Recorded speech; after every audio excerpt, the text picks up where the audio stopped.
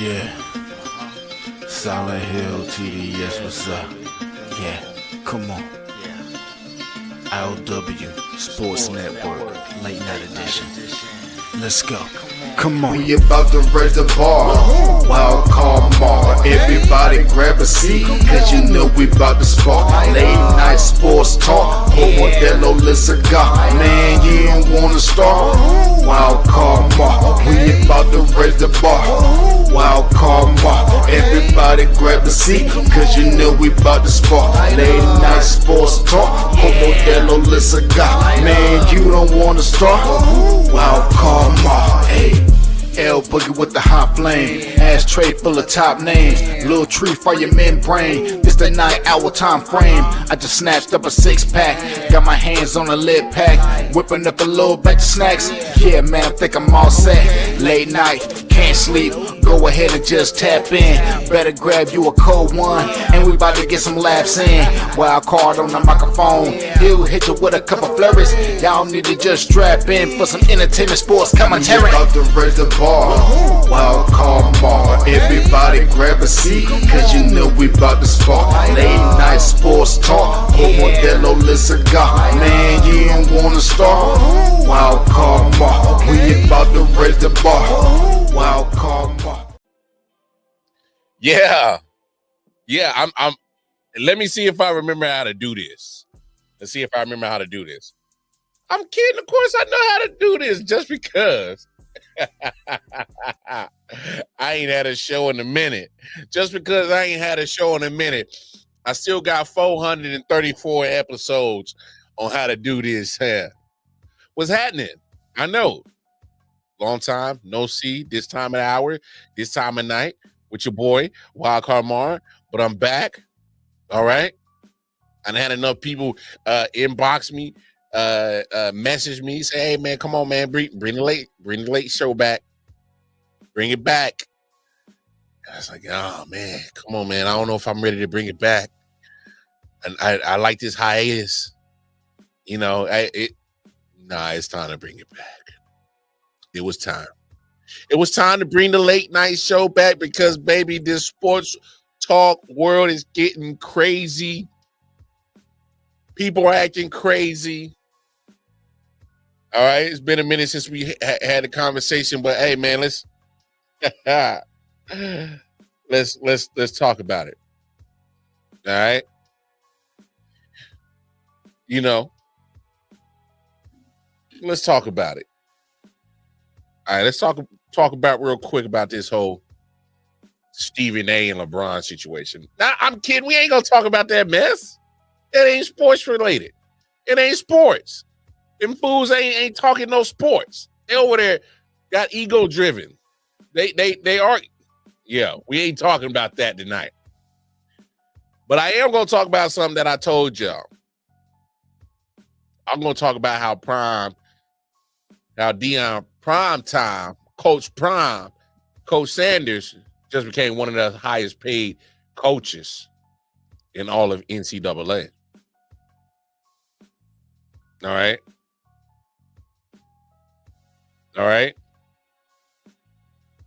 I love the fact that it was a lot of haters. Oh, Prime can't do it.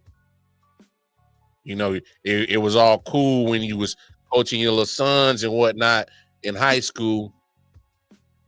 It was cute. You went to that little historically black college in Mississippi, went down to Jackson State. It was cute. Now you can't go to Colorado and have no success, pimp. You can't have no success. So the man take over a 1-win team, flips it, changes it, dealt with a lot of hate, a lot of vitriol, a lot of bad stuff thrown his way. The man went into the transfer portal. Hey, what's the best way to quickly change a program in college football? That's right. That's the point of the transfer portal right now. NIL.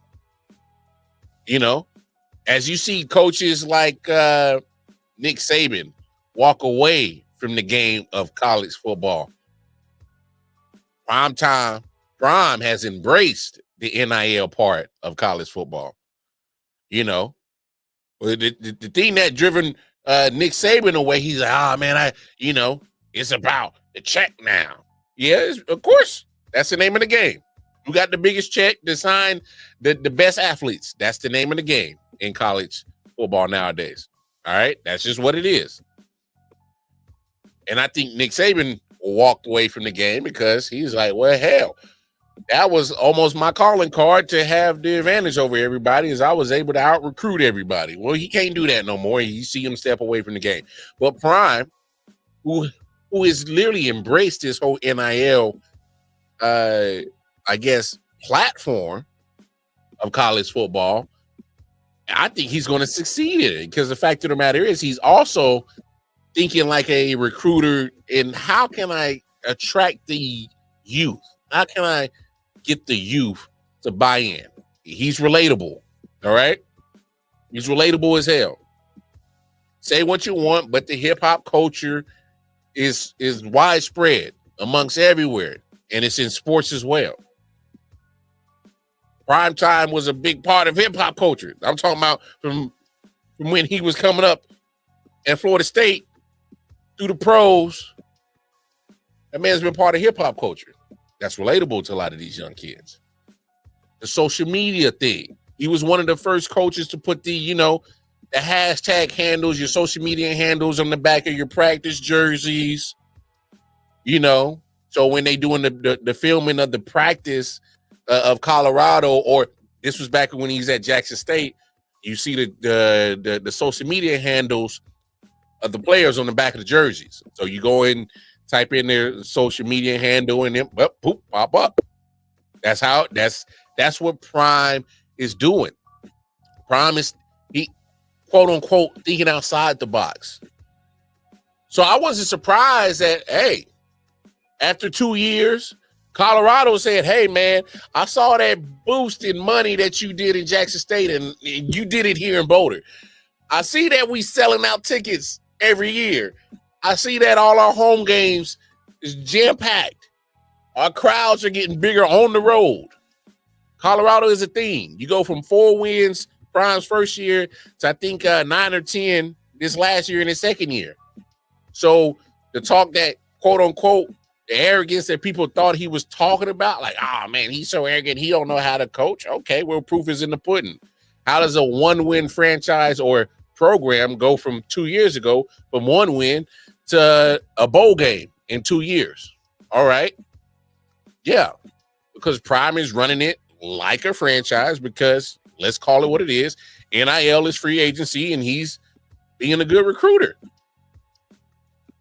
And obviously the proof is in the pudding when it comes to the football part. The team is getting better, and it has to get better. Has anybody looked at Primetime's coaching staff at Colorado? Yeah, it's a lot of Hall of Famers on that coaching staff. It's a lot of football knowledge on that coaching staff. That's free recruitment. That's easy way to recruit kids. Be like, hey man, I could put you in the best hands. Come on down to Colorado. You be in good hands with Prime. Damn, All-State, you in good hands with Primetime, baby. Come on down to Colorado. So I'm not shocked that this past weekend, Prime became one of the highest paid coaches in college football. He checks all the boxes in today's world of NIL and college football. He can relate to the young kids. He can recruit them. And most of all, he can coach them. He can coach them. All right? And damn it, if you are a young kid, 17, 18 years old, why would you not want to play for Prime? Look at, like I said, look at the coach staff. Look at the coaching staff. But all right, let's see if I still remember how to do this. I know it's been a minute since we, had a late night show, but one of the main reasons why the show is back is because this gentleman right here. Hey, man, I need to give this man a platform, all right? And anytime this man needs a platform to, more than likely, probably for the next 30 minutes, he's definitely damn sure going to roast his New Jersey Giants. Yeah, I call them New Jersey Giants. But no stranger to the show, no stranger to I.O.W. And if you are familiar with our content, as well as the Facebook page, he's a mainstay there. Hey, ladies and gentlemen, I had to bring my man back, the one and only. Hey, my man, Randy. What's happening, man? Hey, what's going on? Just recovering from the Russell Wilson signing. That's where I'm at. That's what's going on in my life right now. How about yours though? How's things going? Hey, Rand, man, my life is not too bad. Is actually anytime I'm on the right side of 6 feet, it's okay. But I don't know if I can say the same for you because as I know you're happy to be alive, but then when you look at your quarterback situation in Giants land, all right. So Randy, look, let's just rip the Band-Aid off. And I'm not talking about your quarterback situation. I'm talking about the fact that there was a wide receiver that you guys paid this year. All right, it's Mr. Sterling Shepard. I have no problem with you guys paying him. Darius Slayton. Oh yeah, Darius Slayton. Yeah. It's all good. The name is irregardless right now. Mhm. My point that I'm about to get at, and you'll understand why the name of the wide receiver is not even important, is because the money that you paid Darius Slayton, all right, is almost to the equivalent, if not less, than the money that you should have allocated to a running back called Saquon Barkley last year. And I'm looking at that money that you gave Darius Slayton. I said, well, hell, why couldn't you pony up that money a year ago to the right person called Saquon Barkley? It obviously it looks really bad. It's really stupid. I'm not going to defend it.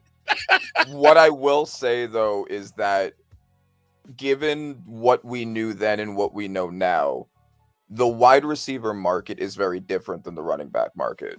So an average wide receiver 2 getting paid that Almost is 20 yeah, it's not that crazy, right? Like, look at how much elite wide receivers who are as good at their positions as Saquon are getting paid, right? Like the Jamar Chases, the Justin Jeffersons, getting paid way more than Saquon gets paid.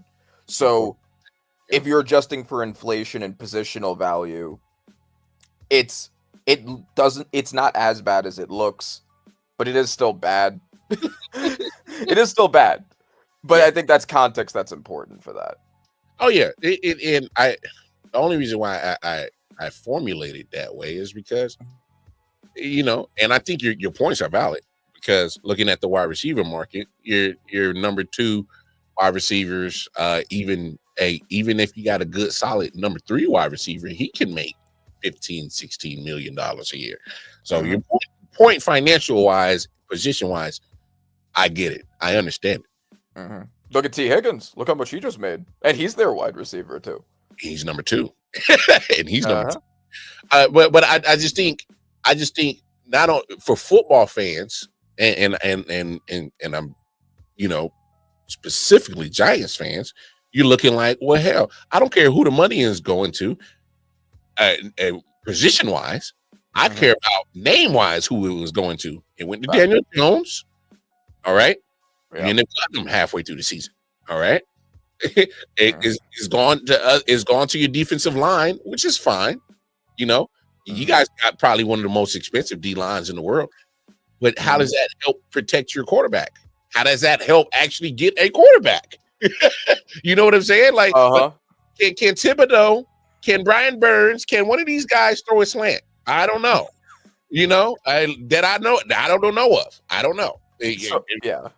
See, I know that we're going to be talking about the draft. And one of the things that I've said to other Giants fans, because obviously there's been a huge debate over Cam Ward, Shedeur Sanders, Jackson Dart, all of that, what the Giants should do with that QB situation, who's going to be available for it.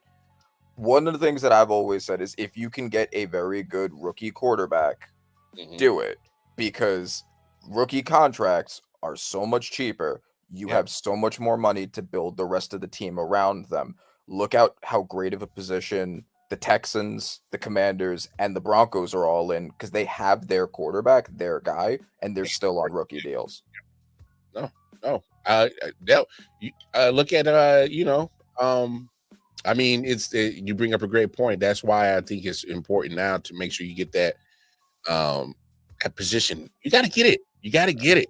You got to get it. So obviously, there's a lot of scrutiny about the choice of going Daniel Jones over Saquon. Look, I understand the decision. I understand why they did it. It's not popular by football fans. I understand it because it is the position of the quarterback. I get it. It's not popular with me. No. Yeah. I know it's not popular with you. It's not popular with a lot of Giants fans. I think where they missed that is that they didn't have the proper tools behind that to make that decision look like it was the right decision. And what I'm saying is if you're going to get rid of Saquon, then you better make sure that Daniel Jones has everything around him that's going to make him look like a viable quarterback. I'm talking about protection. I'm talking about weapons, everything. Like Malik Neighbors wasn't enough. All right. He wasn't enough. All right. You needed a tight end. You needed a left tackle. You needed a right tackle, and you needed a running back. It was just too many things that just did not go offensively that can take away the loss of a Saquon Barkley, and that's why that got magnified. So, don't mean to cut you off, but to talk about that whole decision, what I said at the time, and I think that almost everyone can agree on this now, is Daniel Jones was the perfect situation to use a tag for. He was the perfect kind of situation where you would use a tag because he was awful except for 1 year, and that happened to be a contract year. So the thing you do in a situation like that is, all right, let's run you back one more time. Let's see if you can do it again. And then that would have given them the money to pay Saquon. They made some other moves in last year's offseason. I mean, letting Xavier McKinney go, huge miss there. I did like us getting Jermaine Illuminor, and that clearly did hit. Up until Andrew Thomas had gotten hurt last season, the O-line was probably the best that I've seen the Giants O-line be since being a fan. But it didn't last long because Andrew Thomas got hurt, and our guard situation is really bad. So I think that had we done the tag, the situation would have looked a lot better. We could have paid Saquon. We could have paid McKinney. We still could have brought in Illuminor. We could have brought in some better guard help to solidify the O-line. I really wanted Will Fries this offseason, and the Vikings ended up taking him. But we may not have needed that if we had more money last offseason. So that's the whole kind of thing, right? Like, I think Joe Shane is really thoughtful when it comes to not overspending, but I think that where he misses is recognizing what is worth spending money on and what isn't. And that was what happened. Bingo. I think you hit it right on the head. I think that's the best way that you can word that is, it's not the moves you make, is put the money in the right spots. You got to put it in the people that you know are going to produce. And unfortunately, I think we saw enough evidence that Daniel Jones, he's going to need a lot of help to produce. And you just didn't have it. And that's just what it is. So at that point, you was like, well, shit, I guess we got to cut bait with this motherfucker. I'm so glad we finally got rid of him. It feels like when you leave an abusive partner after years. It's that feeling of I'm finally free. When you get out of jail, it's that feeling of I'm finally free. That's crazy, dog. That is. We got maybe we'll end up back in jail based off of what's been going on so far. But right now we're not in jail. We'll see what happens. Man, but no, crazy. Let's talk about crazy quarterback situation. Obviously, let's start with you guys. Jameis Winston and Russell Wilson. I did not have on my bingo card heading to New York. I didn't. So, the entire time I've been banging the table because, I'm sure you know, there's been a huge debate over Shedeur Sanders. Cam Ward's going to Tennessee. I don't see them passing up on him. Shedeur Sanders is the quarterback that might fall to the Giants. And there's been a huge debate over whether Shedeur Sanders is someone we should be taking in the first. And I've been one of the people banging the table saying, I don't care that you guys are nitpicking all these problems, whatever. I don't care that you don't like his attitude, whatever. We need a quarterback. He's the only other starting caliber quarterback in the draft. Take him. And we'll have a QB on a rookie deal. We can spend money to build around. Do not take an old washed up AARP member and put them on the team for more money. And thank God we didn't get Aaron Rodgers, but we got the next worst thing. Well, the next worst thing after that. You get Russell for way cheaper. So we did. You don't have to worry about breaking the bank for him. Yes. I'm glad that we got a deal for it. But what it tells me that they did this, because if we had done Jameis Winston alone, then that wouldn't really have changed much of anything. He would have been a backup or he would have been a mentor for the rookie. The fact that they took Wilson also tells me that they probably don't think Sanders is going to fall to 3, which makes our situation complicated if it doesn't, right? Because then we're just waiting until next year. And if Russ performs like he did the past 2 years, because on the Broncos, he had that like weird 5-game winning streak that came out of nowhere. And he made it to the playoffs with Pittsburgh, although obviously that was mostly because of the defensive support, but he played well for a handful of games. The worst situation for the Giants could be if Russell Wilson plays well for a handful of games, because that means we're not getting our quarterback this year if Sanders doesn't fall to 3, and that might mean we also don't get him next year. So that's why I was like, just run Jameis Winston and lose almost every game possible if we can't get a quarterback, so we can get one next year. Do not make us like a 7-win team, because that's the worst possible situation for us. Yeah, you're stuck in the teens and you can't do nothing with that. Mm-hmm. Yeah.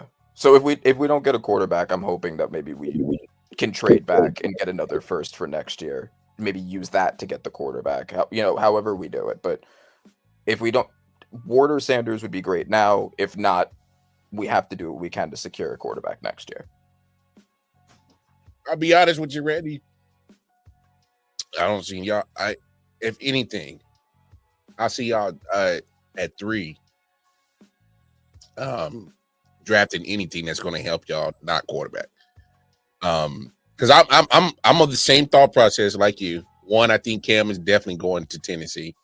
I mean, to me, the writing's on the wall. The fact that you got private workouts with him after you just saw his pro day, that's enough I need to know.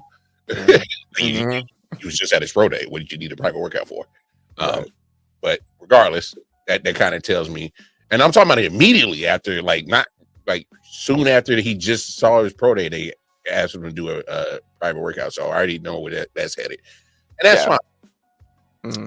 And I like Cam Ward. I really do. I love his game. A little bit slower than I thought he was. And so is Shedeur. They're not both like burners. They're not going to be Michael Vicks, and that's okay. Yeah, that's fine. I think that people really do overblow Sanders' shortcomings. I think there are things to be concerned about, right? But if you look at his profile, and I know that I'm making a very high-end comp here, but strengths are his accuracy, his decision-making, and his ability to work behind a really bad offensive line and play hero ball. His weaknesses are not an insanely strong arm, not a lot of mobility, and has a tendency to take too many sacks. Who does that sound like? If you could think of a quarterback right now that meets both of those strengths and weaknesses, who does that sound like? Right now? A quarterback? Yeah. Man, that sound like damn, off the top. I'll go ahead. I want to see who you pick. No, literally, you talking about accuracy, not strong arm, not like. Honestly, he sounds like a Russell Wilson right now. You could maybe say Russell Wilson, maybe now, because he used to have more mobility than he does now. I was thinking as a high-end comp, as a ceiling, Joe Burrow. Hey, that's not a bad comp. It's not a bad comp. It's a ceiling, but those are his strengths and those are his weaknesses. you can make a good quarterback out of that. And the mobility is not necessarily like it don't need to be Lamar Jackson, and that's what Joe Burrow is not. But his pocket mobility is probably some of the best pocket mobility you got in the NFL. He does it like because if you really look at it, he plays behind one of the worst O-lines in the NFL. He's moving in that pocket. Mhm. So it's actually not a bad comp because you look at the same situation that Shador was in Colorado. Hey, in 2 years, he was struggling behind that piss poor offensive line. So Yeah, and I like that aspect of him, the fact that he has experience behind a bad O-line, so because that way, yeah, what a bad O-line. yeah, he knows what to do behind it, right? Like he does take a lot of sacks, and that is going to be an issue, especially considering he doesn't have a particularly big frame either. No. But he had a tendency to play hero ball, and he did pretty well considering his situation. Better than a lot of quarterbacks would have been able to do. I've seen so many quarterbacks freeze behind an O-line like that, and he didn't. Not freeze. There's a whole lot of people that wouldn't have survived the season behind those O-lines that Shador was behind. Mhm. There's a lot of quarterbacks that probably would have tapped out halfway through the season and said, nah, my hip hurt. Oh, for real, Randy? Bro, we got to be honest about what. So this is probably one of my biggest pet peeves leading into the draft. You get these quote unquote quotes from anonymous people and shit. Mhm. Start getting these quote unquote knocks on certain prospects and draft and we already know. I'm pretty sure half of it's bullshit. The other 40% is probably teams trying to jockey, trying to protect picks, and the other 10 is just the other 10% is just people are just fucking bored. All right, so look, half the time, so I take all this, the knocks on prospects with a grain of salt.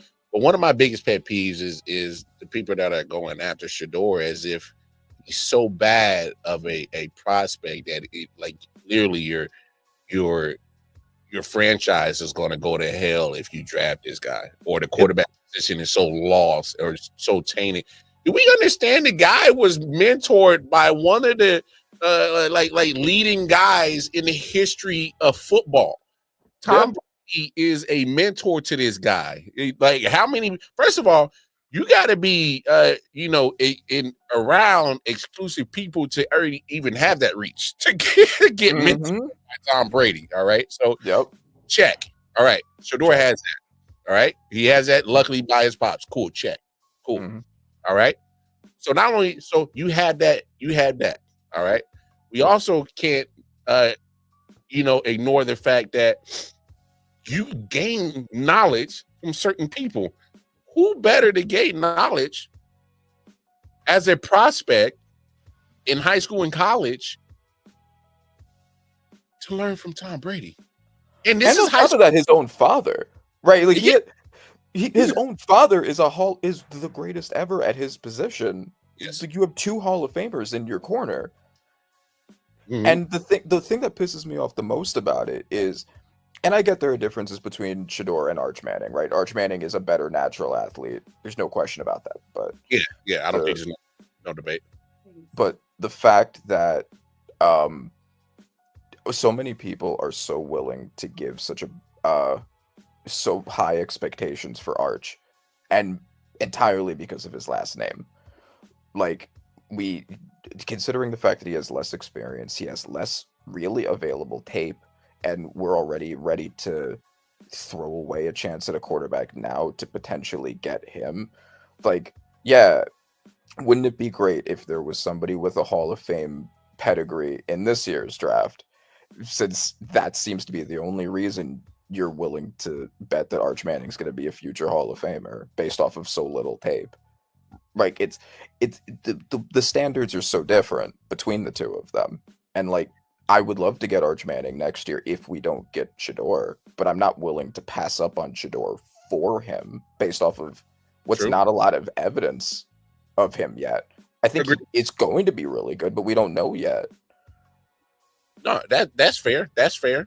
I think the only thing that I think that's going to kill your squad from getting up that high is the fact that I don't think you guys I don't think you guys are going to be good, but I don't think you're going to be the worst of the NFL. There's other teams that are just way worse than the Giants, and that's going to be the only downfall from you guys to even getting close to Arch Manning. And I don't see your GM, even if he has a job next year, because I think this is his make it or break it season. Mhm. I don't even know if you guys are even going to have the GM with the brass or the cojones to even go up to make such a move to do that. Well, because I'm just really just looking at your quarterback situation right now. When you sign Jameis, when you sign Russell, are they long term? No, both more than both of them are. If anything, I can say if anything, looking at the contracts, I would have gave Jameis maybe a 2-year deal and maybe Russell 1. That is what they did. Okay, that's what they did. Okay, Yeah. because if anything, Jameis, him being the younger guy and less mileage, but has experience, I can use him for either next year being my mentor for my rookie quarterback, or as well B, possibly saving my season this year if Russ doesn't get the job done. And that's the only way that I see your quarterback position going right now. When you got two guys that are veteran, there's no way Shador is sitting behind at QB3. No way. I can't. I totally agree, and that's how I felt first, because I was fine with them taking Winston, because Winston is good for basically two things. He can either be the mentor / backup, or he can be how you tank to get a quarterback next year if you need to. Wilson is enough of an improvement above Winston that he's that unfortunate position of a 7-win team that we can't afford to be. So I think that if we can't get Shador this year, first of all, and I also want to talk about the coaching situation and the Joe Shane situation, because I think it was a huge mistake for John Mara to make it publicly clear that this year they're fighting for their jobs, because you just don't do that, because you know what happens. You're incentivizing them to make short-term decisions, not long-term decisions. You're telling them you have to win now, and you're not in a position to win now. You're in a position to just win more games, and that's not a long-term strategy. Imagine if the Lions had done that instead of building gradually through the draft like they did. No. First of all, if they would have had that same strategy, and I can't really prove this, I think Dan Campbell would have probably been gone after 2-3 years, because they would. When you put coaches and GMs under such a hey, get it done or else you're fired, that type of pressure, you're like, damn. Well, hell. Yeah. I think Joe Shane should have gone. I think he should have just been fired. But if you're not going to fire him, you have to give him time to make a long-term strategy. You have to do one or the other. I'm with you. But the fact that they didn't fire him, you kind of have to suck it up and give him time and just deal with it. Because my thing is you put him under this type of pressure, and it's so many already holes that need to get filled. You can't fill them all in one season. It's impossible. I like some of the moves that they did make this season, getting Paulson Adebo and Javon Holland. I think the secondary is going to be much better than it was because of that, with the D line already being good. And this is my strategy. If we can't get Shador Sanders, which it seems the Wilson signing may be writing on the wall, so let's say Ward goes 1 and Sanders goes 2, we could trade back maybe with the Jaguars, who I think would absolutely love to trade up to get Travis Hunter. They have the picks, and he fills both of their main needs at secondary, which was the worst pass defense last year, and a pass catcher. We trade back, get a first next year, and then we can get Mason Graham still. Mason Graham, put him next to Dex for the run defense that we need to improve. I think if we can't get a quarterback, that's got to be the move. I don't want us to just take a player for now. Just for no. Well, don't waste a pick, you know. But I honestly think I don't hate your strategy. Here's the part of your strategy I'm a nitpick. Mhm. Why would the hell would you let somebody get Travis Hunter when he's right there for you? Because we can still get another blue chip player at a position that's more of a need to us, and we can further secure insurance for a quarterback next year. Travis Hunter's not going to, he's going to improve the team, but he's not going to turn us into a contender. Fair? Only a quarterback can do that. Fair.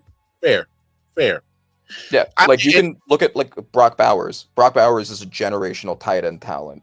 Did it make the Raiders better? No, they still you need a quarterback to do that. Yeah, No. Fair point. No, that's the only reason why I formulate that question for you is because I'm looking at it, and obviously I'm pretty sure you looked at it too. If you look at the combo of him and Neighbors on offense, you can correct me if I'm wrong. I think if you draft Travis Hunter, he automatically comes your number 2 wide receiver just getting drafted, and he's probably your number 1 corner just getting drafted. I agree with that. I would probably say the same. And that's kind of the thing, right? Because taking someone like Travis Hunter is such a weird situation as a coach. Like, what exactly do you do with him? Do you I just think you put him on the field. No. Yeah, well, you put him on the field, of course, but like, do you give him reps at both? Do you give him majority reps at one versus the other? Maybe it depends on your team's situation, because you don't want to get him too tired to play both, and that's something you have to be concerned about. You just said it right there. Situation. Mm-hmm. I put Travis Hunter on the field for situation plays. Now, I do put him on plays every now and then just to keep him in rhythm, keep him fluid, keep him, warm, keep him in the flow of game. Cool. But what I'm saying is, if I need a crucial first down, it's third and 5. I need that perfect slant. I know who to go to. All right. That's a situation where I need to have him on the field. I need him on 3rd and 5 on the defense to lock down Jamar Chase. I'm not obviously I don't know how the matchup would go because I never seen Travis Hunter against Jamar Chase. He's very slight, and I think that would be a concern there. He's very thin. Jamar Chase is very big and very physical. Yeah, he is. But what I'm saying is obviously Travis Hunter is very talented on both sides of the football. Yeah. Situationally, I gotta put him on those situations. I'll live and die with him getting burned by Jamar Chase and knowing that just by drafting him, he's my best corner. Then by all means, Jamar Chase burned him. It is what it is. I'll live and die by it. But Travis Hunter's still locking down like 90% of wide receivers. Yeah, exactly. Like your Jamar Chases and your Justin Jeffersons. It is. They're gonna get him, but they're gonna get almost anybody. Yeah. So like I'll live and die with that chance and that probability. What I'm saying is just that when you have a unique individual like him just sitting right there, I just think that's hard to pass up. Now your strategy is not. I didn't see any flaws in it. I think it's very sound. Mm-hmm. It makes perfect sense, especially when you have so many situations you got to feel at one time when your job is on the line. You need to get the draft picks, get them. Yeah.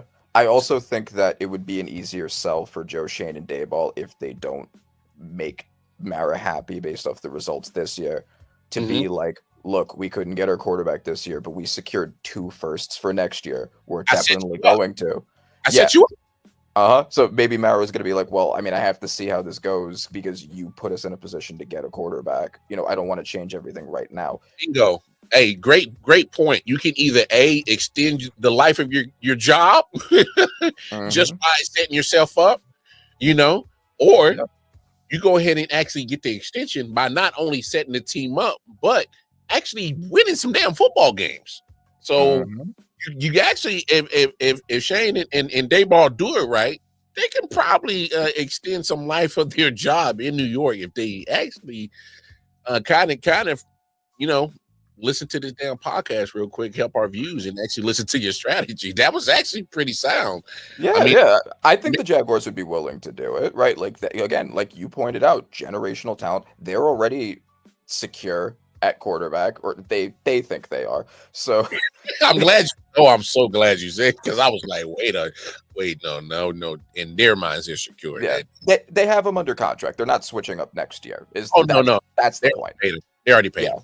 Yeah, right. yeah. So they're not in a position where they need to make those same kind of decisions. And again, their two biggest needs. So I think it makes perfect sense for them. I think they'd be willing to do it. And also, it's not like we're getting a bum, right? We'd be getting Mason Graham, because obviously the Patriots, if you have the top two quarterbacks, then you have Travis Hunter. Abdul Carter's obviously going next because he's the last of those top four. And then That's it. we get Mason Graham right there. We had the 31st ranked rushing defense. He would immediately fix that. You put him next to Dex, you have possibly the best interior duo in the league already. Yeah. And that's just making that move right there. And you guys wouldn't move out the top 10, so you would still get pretty much a pick of the litter of what you really want. And the Jaguars really need it. Obviously, Christian Kirk no longer there. Yep. It's Brian Thomas Jr. and then a graveyard after that. Gabe Davis is your second best receiver. You can't have that. He just didn't work. Who do you want the Chiefs to take in the draft? We're talking so much about the Giants. Let's talk about your Chiefs for a second. What, left tackle after the Super Bowl? Well, I was going to say left tackle, but the only problem is when you're playing postseason ball so much, you're not nowhere close to a solid pick to even get a franchise left tackle. Franchise left tackles are gone by the 15th pick. So, if that. I think this is I would say that there's a good chance of that happening, right? A lot of teams do need left tackles. This is a decently deep left tackle class, right? Like, you're not going to be getting Will Campbell or Armand Membu, but you could get a Josh Connerly at that pick. You could get an Ariante Ursary at that pick, and I would think those would be big upgrades. Well, yeah, I don't hate your take. Now, my only thing is that they've already kind of, with free agency, they went ahead and threw some money at Trent Williams backup. Okay. Right. How do you feel about him? It's TBD. I don't see the film I've seen of him. It looks good, but it's not enough. It's not enough sample size. 12 games over the last, I think, 4 years that he's been in the league. I mean, I get it. He's sitting behind Trent Williams. He's not going to get a lot of playing time. So it's kind of hard to. I mean, the only PT that he's really gotten is because either Trent was even holding out or he was injured. So, yeah. How do you feel about them after the Super Bowl was cost by their O-line giving away Joe Thuney for, what was it, a fourth, a fifth? I don't. Well, I don't hate it. And here's why I don't hate it, because Joe Thuney was 32, getting up there in age. He probably maybe at best 2 to 3 prime years left, at least years left in him. And then you look at the price tag you were going to pay for him. The Chiefs I think they were under the mindset of saying, hey, we could plug anybody at left guard. And yeah, he is a Pro Bowler. And we thank him for what he did for, going out there at left tackle. Thank you for saving our season and going out there at left tackle, because he did. I don't think if he makes that move to going from left guard to left tackle, I think there's a different scenario. Chiefs probably don't make it to the Super Bowl. Yeah, I also think that he unfairly to him got a lot of. I think that the reason why he went for so low in part was because he's unfairly being blamed for the fact that he's not really a tackle, and so he can only do so much. Like, it's as if it's his fault that you didn't have a left tackle. And that's what drives me crazy. I'm like, I need people to understand. Like, I don't know what people were thinking were going to happen at some point in time during that run, whether it was regular season or postseason. He's a left guard. If you put him against elite pass rushers, he was going to get exposed regardless. That's not his fault. It's not his fault. And that's why I really want, since we're talking about the draft, I really think that a great move, if you're going for a guard, is to get a guard that also has tackle experience. I'm really looking for the second round for the Giants to get a Grace Abel, to get a Donovan Jackson, because if you're going to get a guard and you can get a guard that could step in and tackle if Andrew Thomas goes down, Yeah.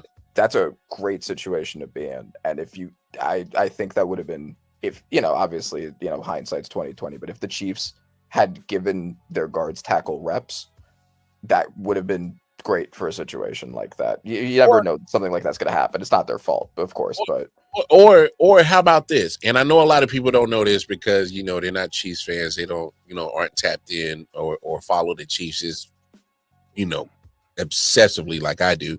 So when you sign DJ Humphries, who was 30 years old, has a Pro Bowl in his history, played the last week of the season, you rested Joe Tooney.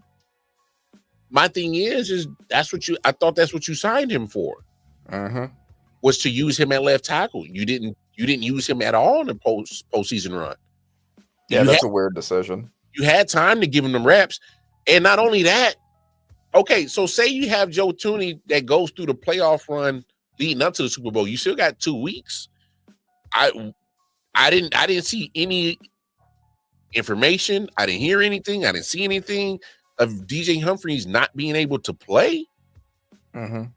So my thing is, if you got 2 weeks, this was almost similar to when they got to beat down in Tampa Bay. You had 2 weeks to get your offensive line prepared.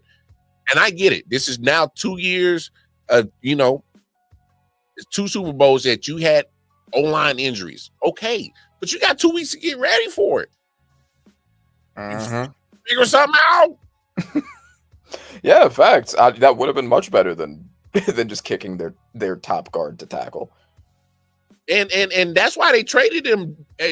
Honestly, Randy, the reason why they traded him is because they said we can plug anybody at left guard. We need a left tackle. His value or his cap is too high because he can't. Obviously, we see the result we're going to get with him. We see the ceiling we have with him at left tackle. That's why you trade him.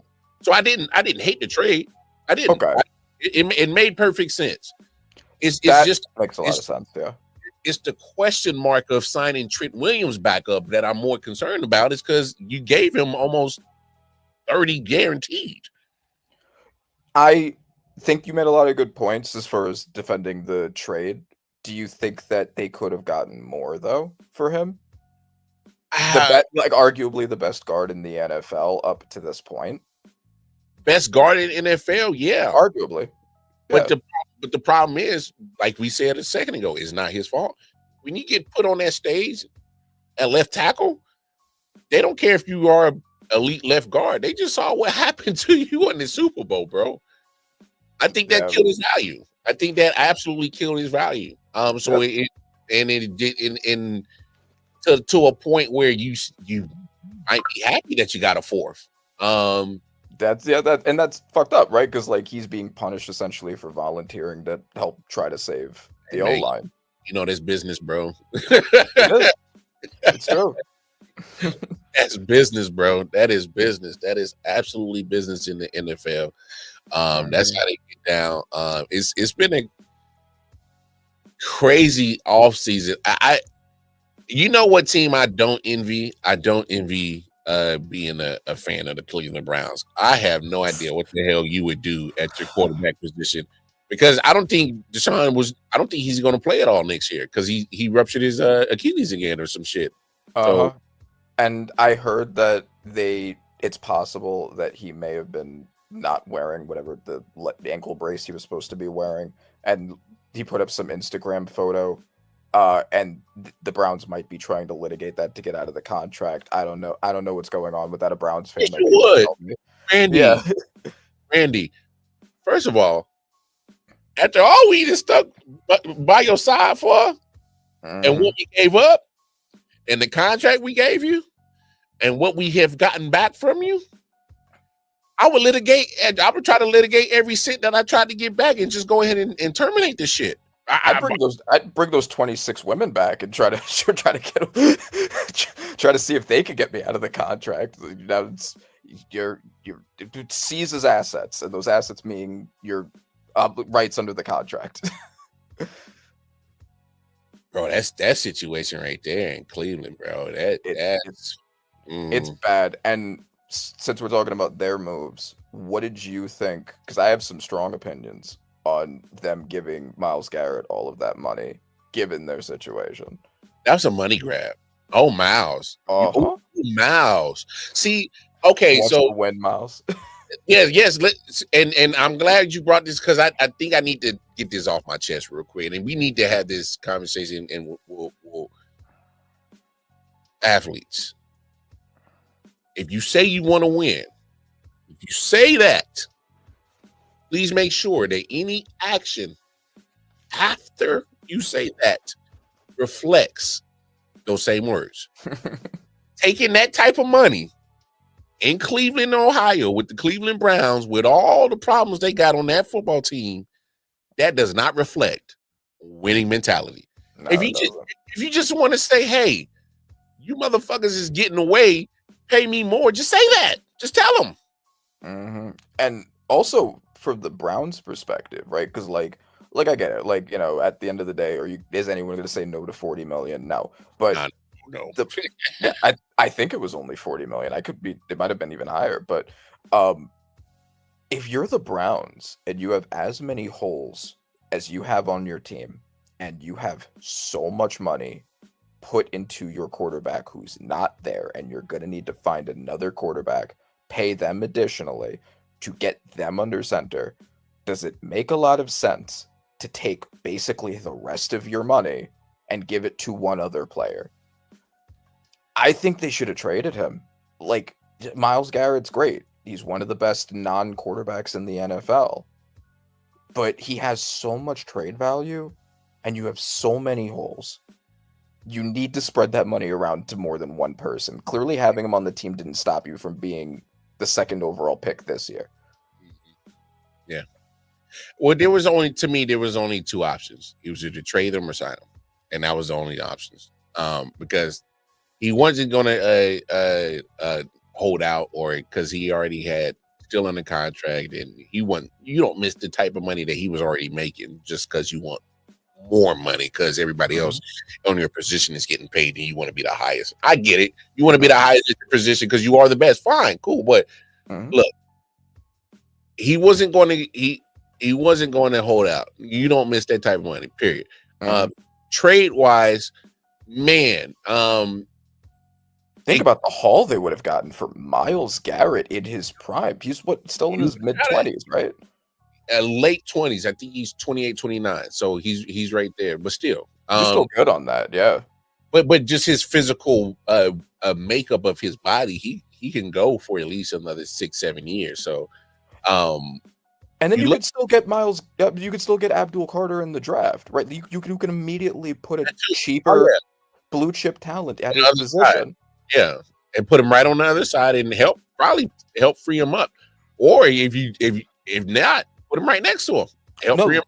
What I'm saying is, like, if you did trade him to get like a haul of a bunch of assets, you could still get Abdul Carter in the draft, who would be much cheaper and who's also a blue chip. Oh yeah. Potential edge child. Yeah, I got you. Yeah, no. Yeah, especially if you're sitting there right at 2, because who's going 1, so you go ahead.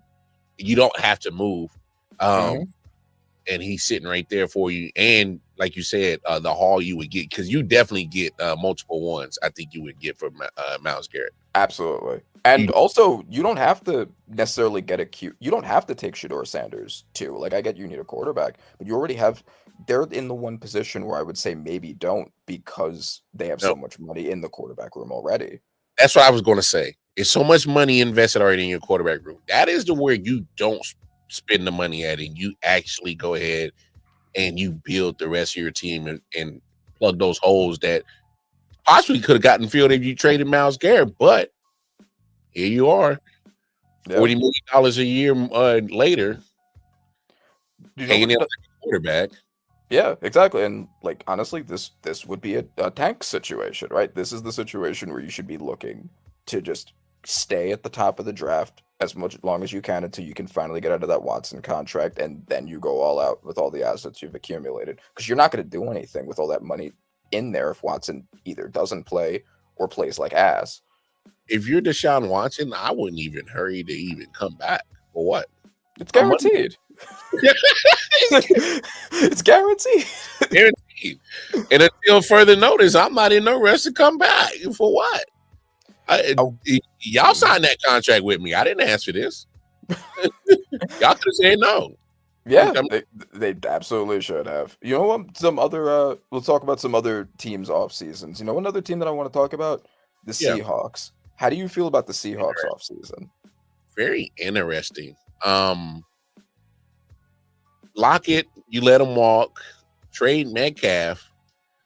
I love Jackson Smith-Njigba, but didn't you take his quarterback away? What exactly do you? I don't.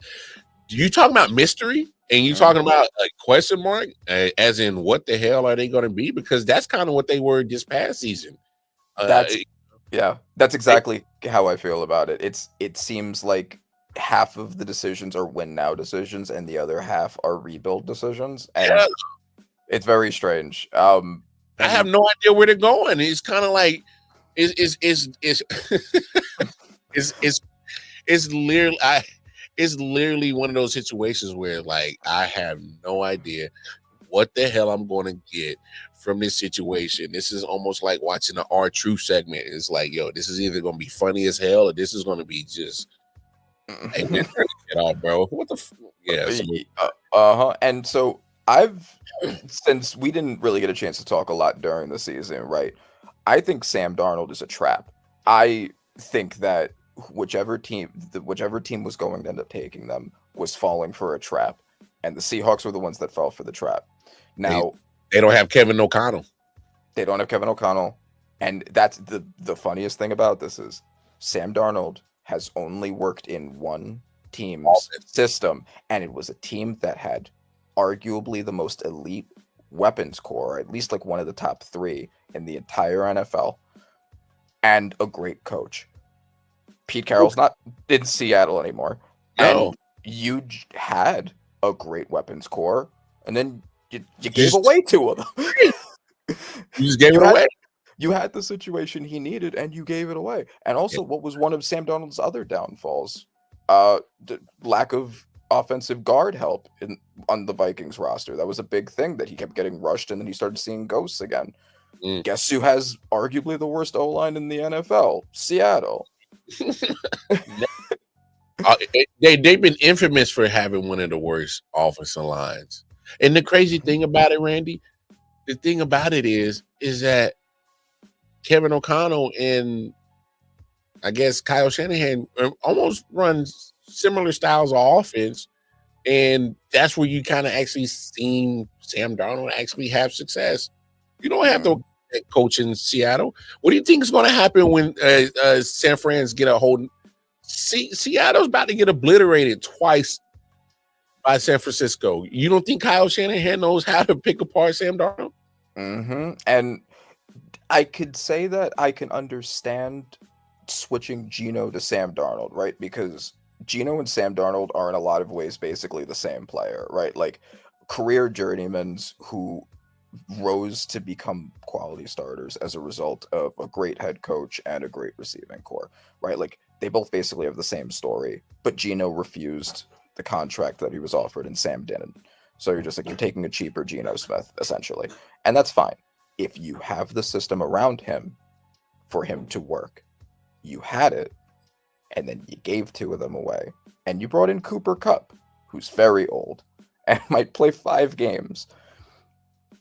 Maybe they'll take a top wide receiver in the draft. Maybe they'll take a Matthew Golden. Maybe they'll take a Luther Bird and Emeka Ibuka. I don't think Ted McMillan's going to be up there, but the other 3 might be.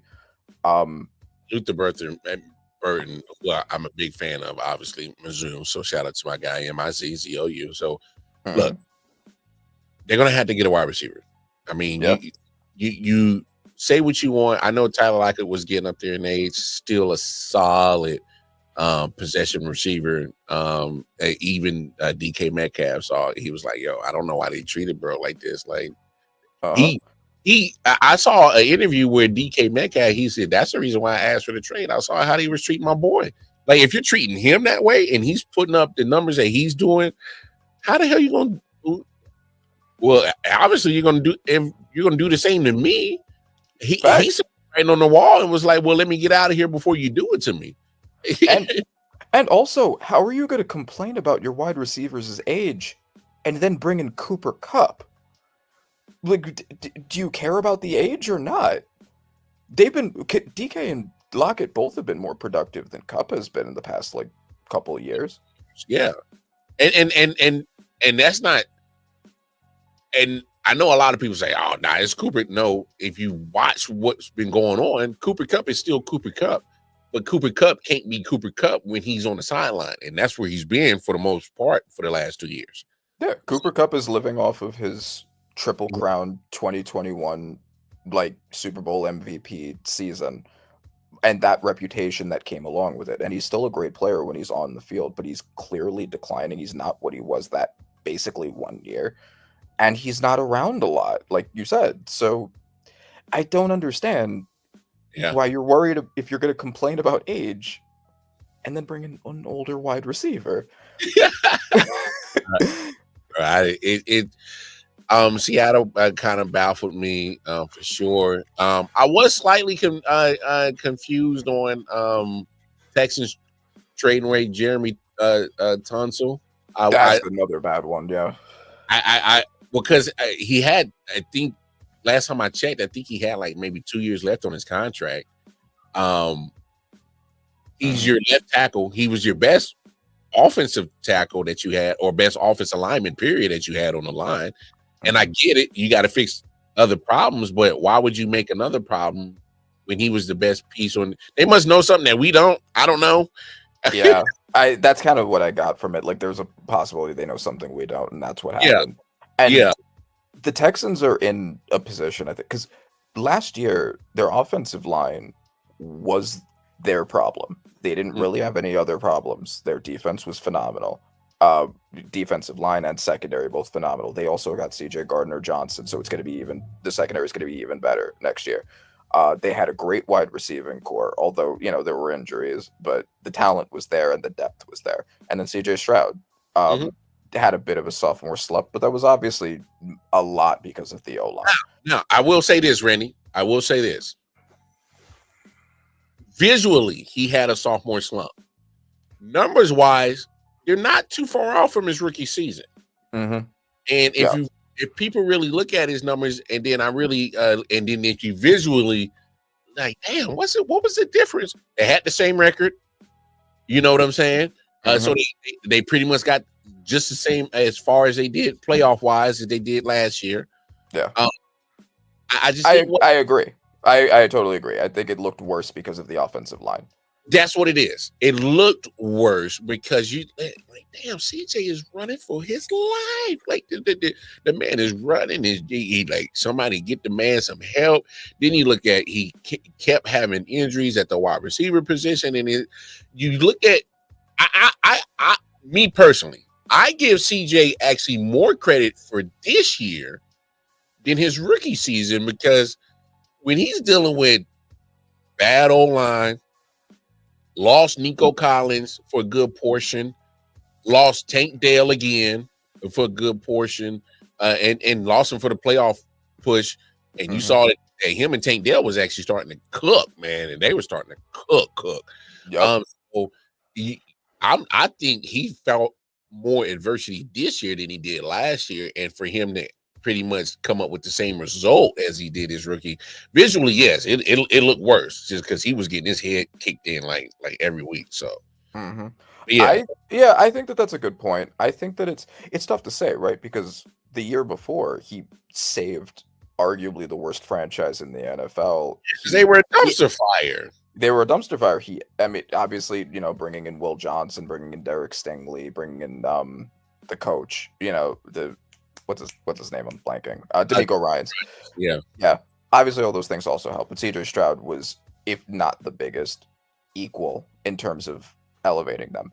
And then everything that you said about this year, right? Like, CJ Stroud has done a lot, and you need to make sure you protect him, because that man is an incredible asset. I honestly think, because before the free agency started, when I was doing mock drafts for like what teams should be doing what, the Bears, I was like, take O-line with your first 3 picks. I don't care if the guard pick might be a reach. Just focus so much on that. Yeah. Now that they've gotten Joe Tooney, Jonah Jackson, they don't necessarily need to do that now. The Texans need to do that now.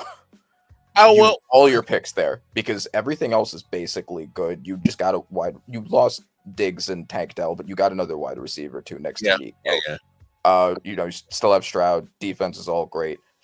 Just turbo blast the O line through the draft if you have to.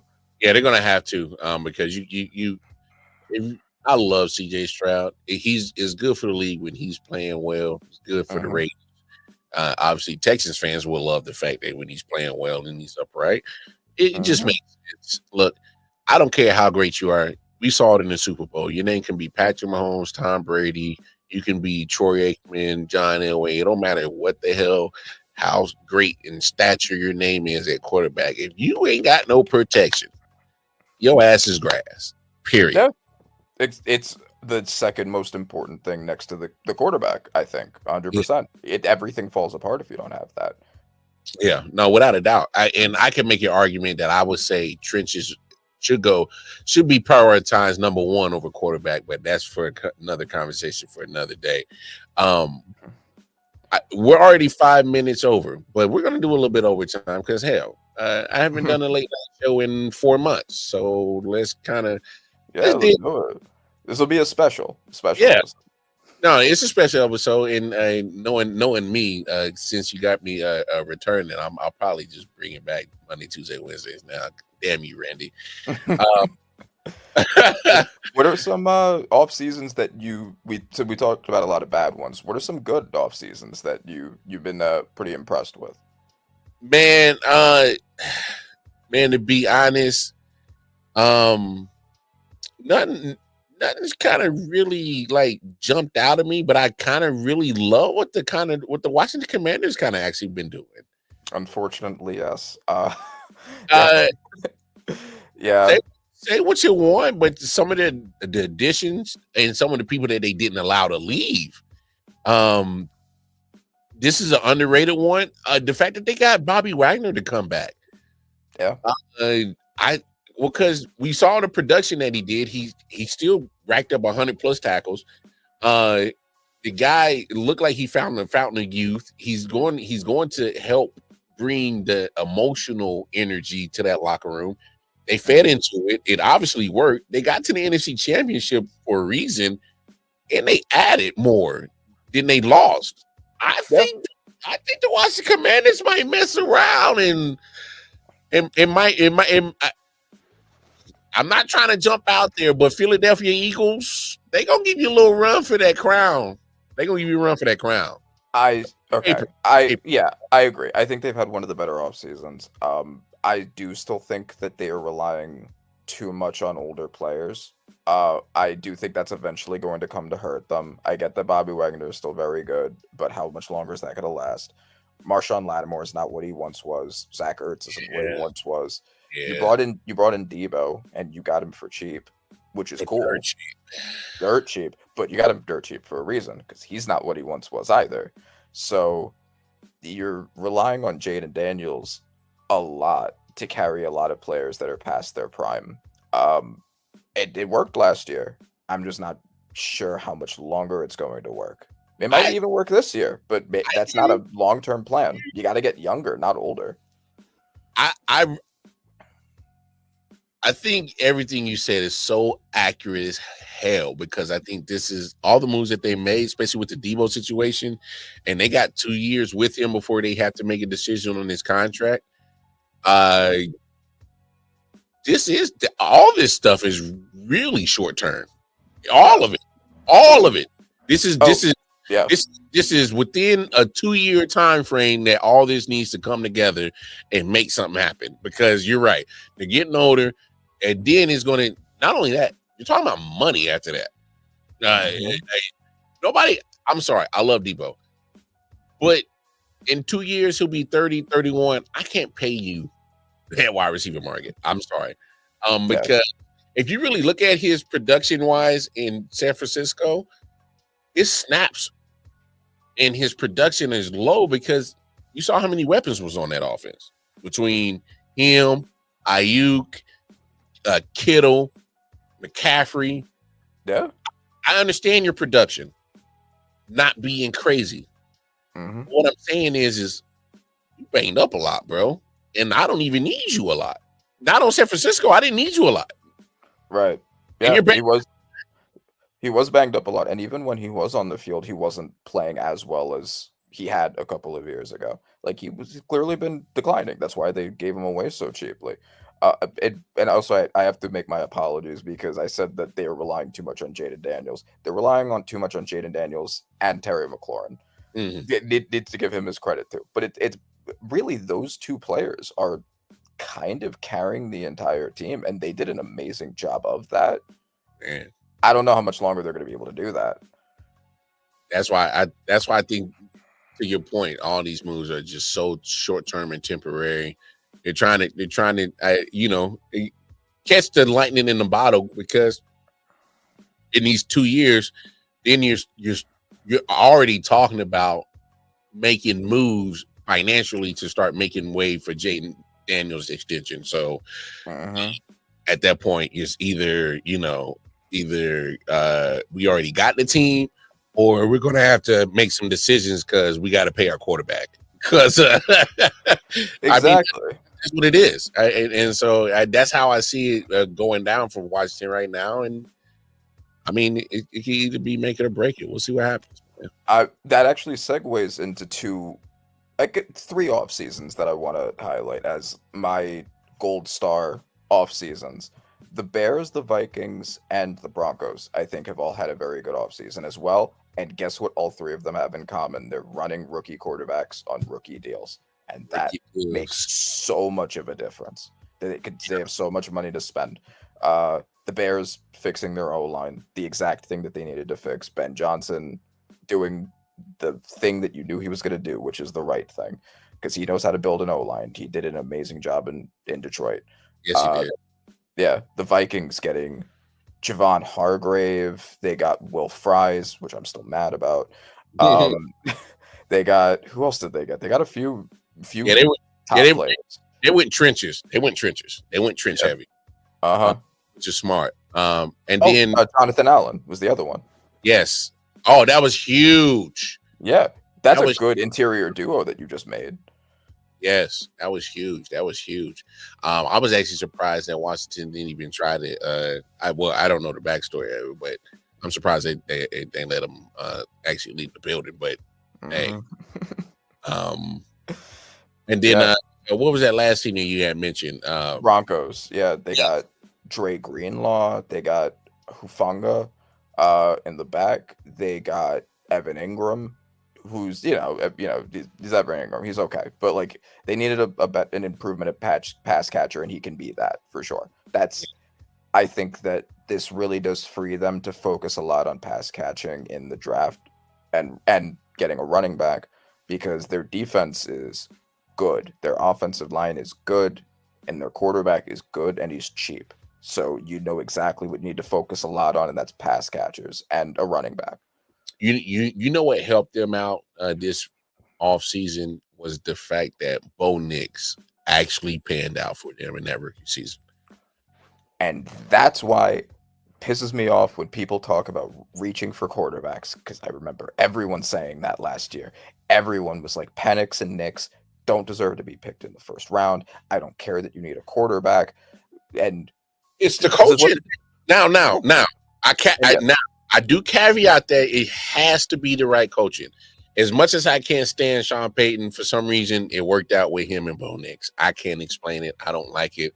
Sean Payton's a genius. Sean Payton is a genius. I think he should have won coaching.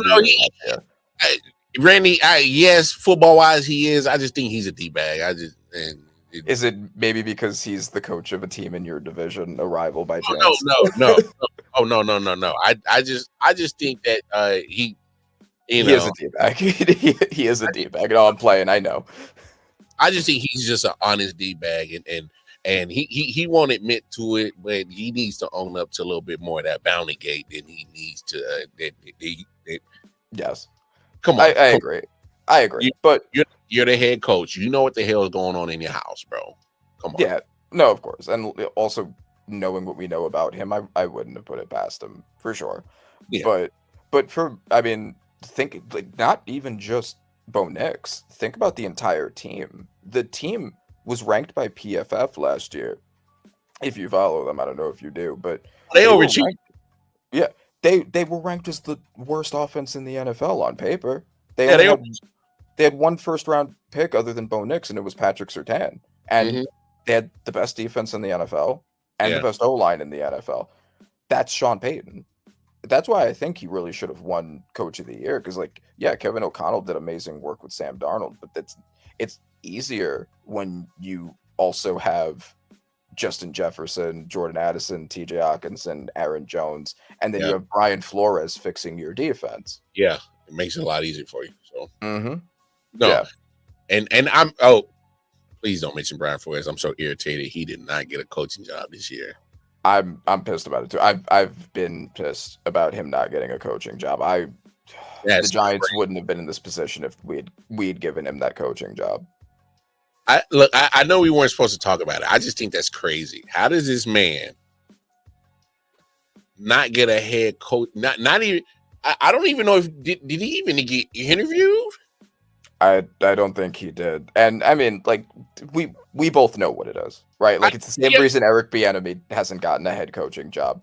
We know what it is. I'm just saying, like, this is out like it's outrageous. Like he was the best defensive coordinator last year. He turned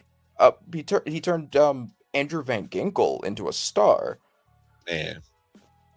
Brian Flores got that Minnesota defense playing damn good football the last 2 years. That is the only reason for me, probably half the reason why they got half the success on why they've gotten there. 100%. And if you remember 2022, they were the worst defense in the NFL. Brian Flores steps in and they're one of the best. And they fixed it immediately. They were above average last year, and then the next year they were elite. And hey, I know it's a cold game in this NFL, but damn, man. And that's after losing Danielle Hunter. They became elite. They lost their best defensive player, and everybody else stepped up because of the coaching. Look, and I get it. They did draft well in some of those positions in defensively. Mm-hmm. But man, got to develop those guys, and he did. Yeah. No, coaching. Coaching matters. We talk about it with Bo Nix and Sean Payton, and we talk about the defense with Brian Flores, and that's why if you're going to go get your quarterback, go get him, but you better make sure that him and your coaching staff are going to jive and they're going to be able to be on the same page. Yeah, and realistically, there's no way anybody can look at that Brian Flores performance and not want to give him a head coaching job, except for the thing that we know it is. And it's the same thing with Eric Bieniemy. The amount of bums that have kept head coaching jobs for years is nuts, considering how many great coordinators could be in that position that aren't. Like Brandon Staley had a job for years. Arthur Smith had a job. Nathaniel Hackett got a head coaching job. Like, it's ridiculous.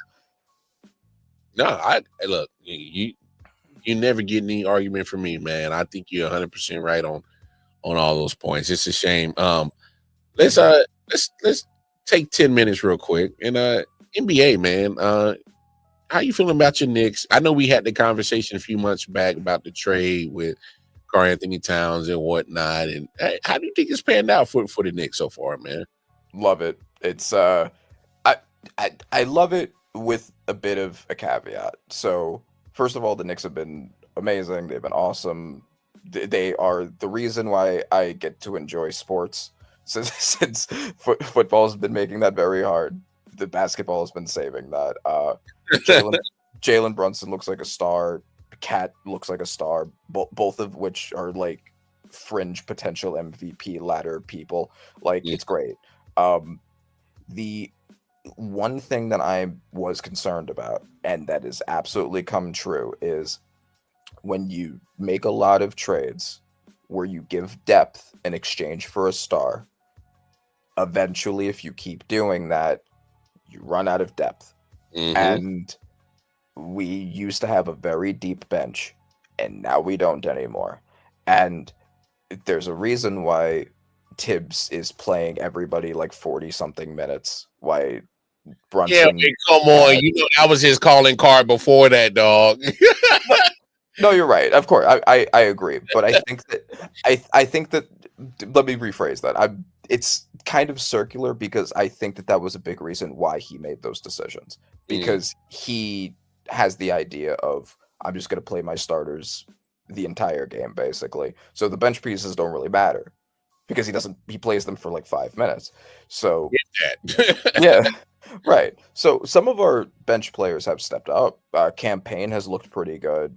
Deuce McBride is always there for some good shots when necessary. You know, like Precious Achua, who I thought was a bum last year, has been playing much better than he ever had been. You know, so the bench pieces are stepping up, but that was a concern of mine. If we were going to make all of those decisions, maybe we should have only made 2 of them. But I definitely think that as long as Brunson plays healthy, because I know that he was just approved for basketball-related activities or whatever, so he's coming back soon.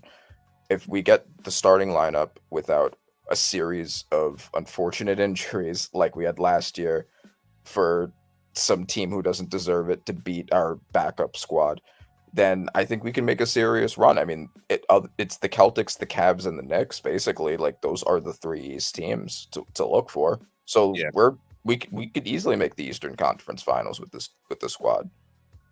no doubt. Hey, no doubt. Hey, it's damn sure possible, man. It damn sure is possible, man. It's always good to see a big market team like the Knicks. You know, well, they already got their playoff position already locked. It's just based on seeding, the 3rd seed as they are right now. And we're playing the Pistons, and that, you know, we'll get past the Pistons. Hey, you should, but what I will say is, you know, the fact that the Pistons are even in playoff contentions is like the miracle of all miracles right now, because they've been so trash for the last few years. True. Are in this position, I got to give credit to the Pistons, man. Like, goodness gracious, like, absolutely. Kate Cunningham has been very good for them. No doubt. I'm pretty sure Pistons fans are excited. They're probably like, damn, boy, we've been waiting for this for a hot ass minute that we're over 500. Did you see the fight that they got into with our former shooting guard? I love it. Hey, man. Hey, you know, hey, I just say it like this, man. Ain't nothing wrong with a little scrap in some sports, man. It's competition, man.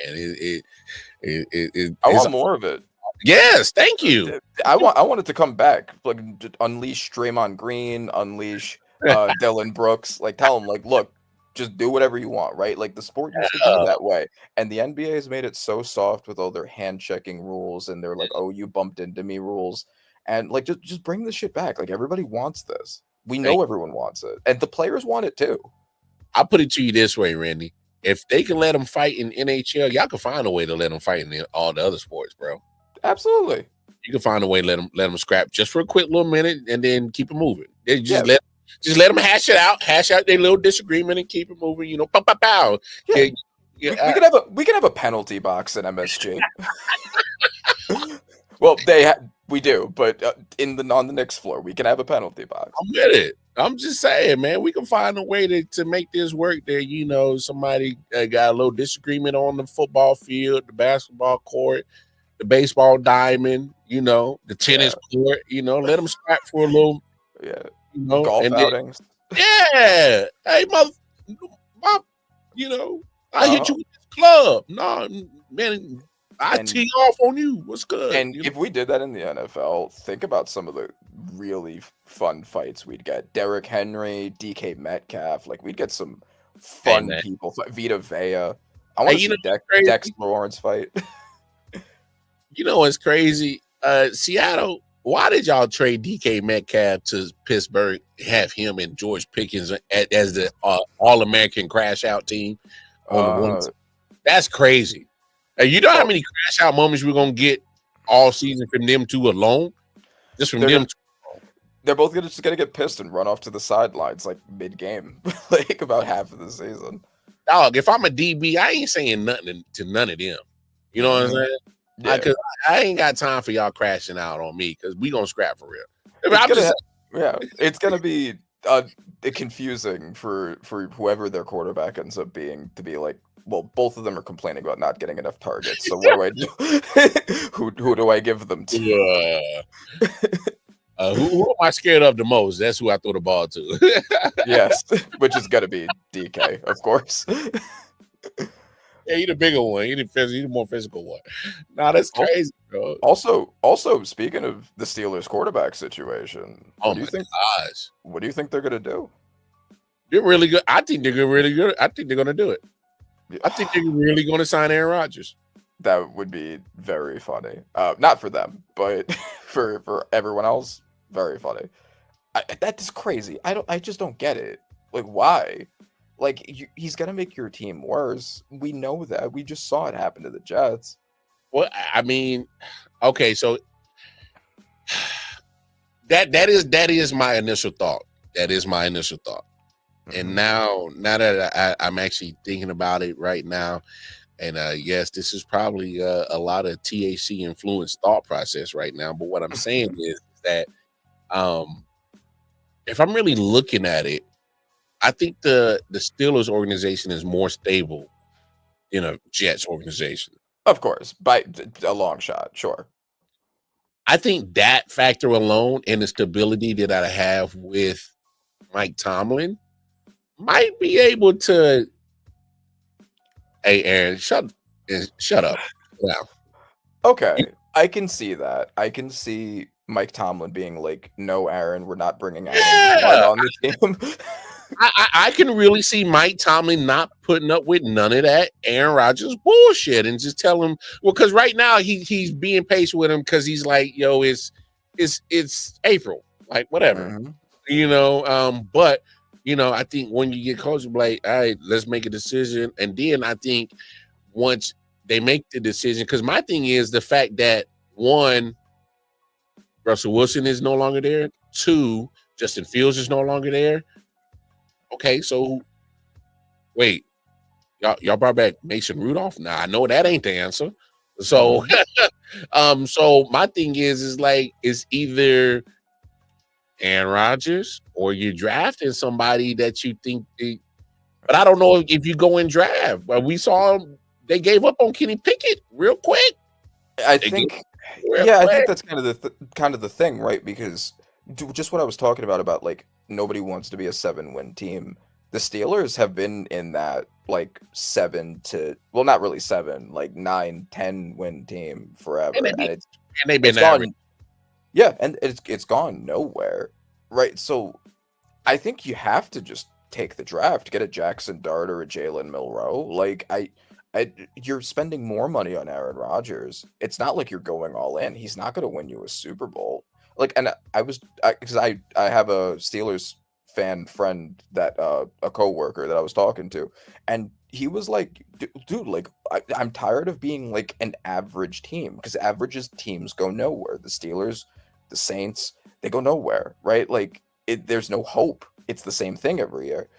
Just get the rookie quarterback, even if he sucks. If he sucks, then you have a chance to get a better one, and then you can be a contender. Why just put a Band-Aid on it with Aaron Rodgers? Like, I get that Mike Tomlin will be able to handle him better than the Jets, you know, of course, but even then, it's like, what's really the point? And you're spending more money to do it. I think it would be a mistake to go get him personally. But I can see the reasons why you go ahead and do it, just on the fact that, hey, he's our best option that we have available. Looking at the other options, I mean, because if you go out and look at the quarterback room right now on paper, they ain't doing a damn thing. All right. Yeah. Honestly, just play Mason Rudolph.